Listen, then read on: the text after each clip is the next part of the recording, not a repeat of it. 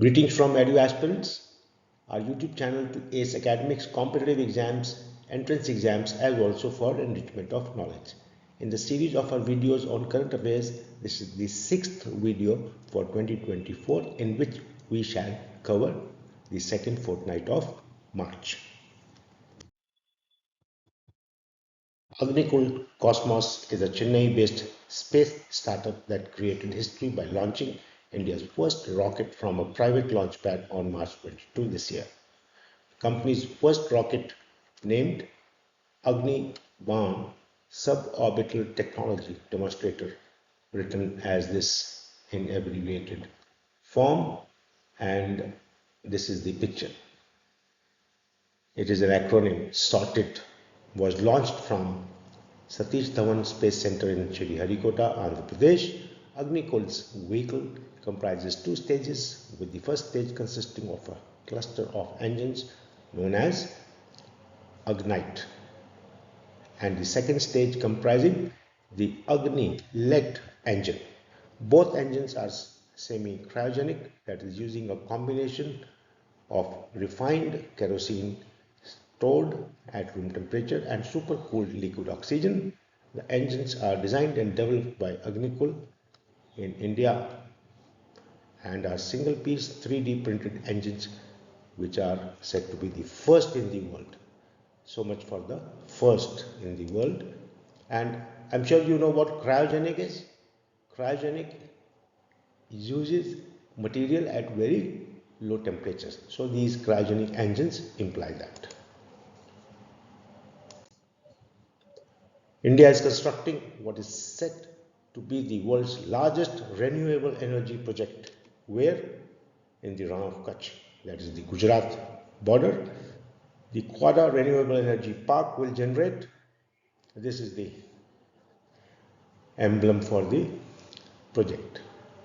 It will generate 30 gigawatts of clean energy, enough to power nearly 20 million homes, spanning 726 square kilometers, and which is roughly the size of Singapore. This massive park will be visible from the space. The BhashaNet portal, a joint initiative by the National Internet Exchange of India, NIXI, and the Ministry of Electronics and Information Technology, MeitY, was unveiled at the Universal Acceptance UA Day event on March 21, 2024. This launch marks a significant step towards promoting digital inclusion and linguistic diversity in India. Universal acceptance is a concept that aims to ensure that all domain names and email addresses, regardless of language or script, can be used by all internet-enabled applications, devices, and systems. So important for a country like India. The goal of UA is to create a more inclusive digital world where individuals can fully participate without any linguistic barriers. So this is the BhashaNet insignia, empowering multilingual internet. Every year March 22 is observed as, do you know it? So revise it now, World Water Day. And this is the slogan, Water for Peace. The day aims to raise awareness about the global water crisis and the importance of water, and to inspire people to sustainably manage freshwater resources, address water-related issues, and support the achievement of Sustainable Development Goal 6, Water and Sanitation for All by 2030. The theme for this year by the UN is Water for Prosperity and Peace, while the central focus remains on topics relevant to clean water, sanitation and hygiene, WASH. The Indian Space Research Organization, ISRO, successfully conducted its mission involving the reusable launch vehicle RLV named Pushpak. from the Chalakere runway in Karnataka's aeronautical test range. All these places, these names are relevant for exams. So keep revising. The primary objective of the Pushpak mission is to develop essential technologies for a fully reusable launch vehicle aimed at enabling low-cost access to space and minimize space debris. This is a picture for the RLV Pushpak. The ink used in elections in India is made primarily from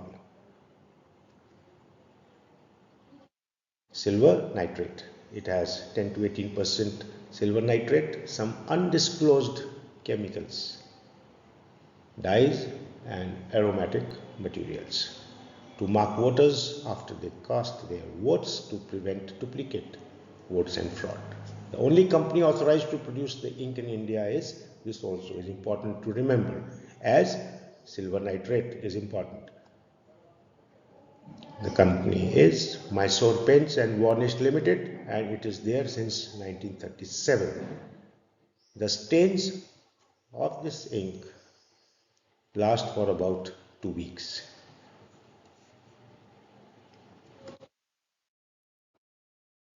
The name approved for landing site of Chandrayaan-3's Vikram lander on the moon by the International Astronomical Union (IAU) is station Shiv Shakti.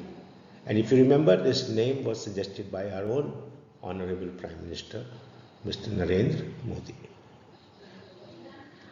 The Gazetteer of Planetary Nomenclature defines station Shiv Shakti as a compound word from Indian mythology representing duality of nature, which is masculine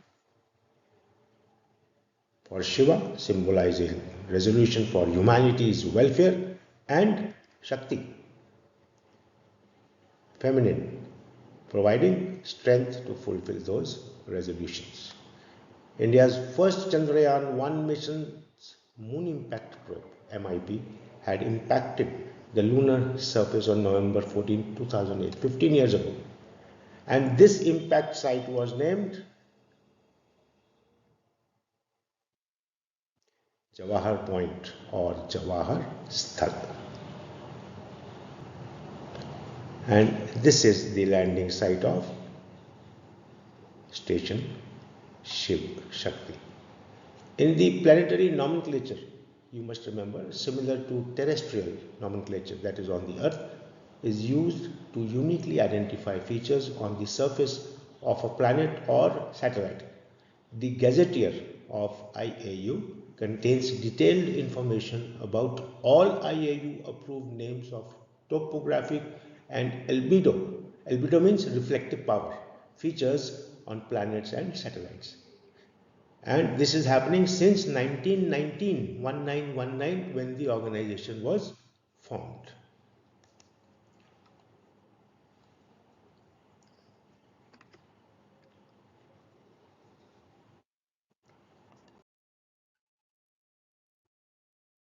Three traditional products that have recently received geographical indication GI tag are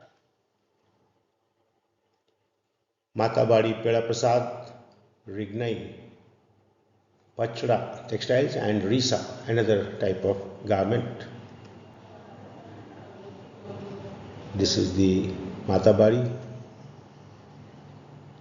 This is Rignai Pachda textiles, and this is Risa. These products are from the state of Tripura.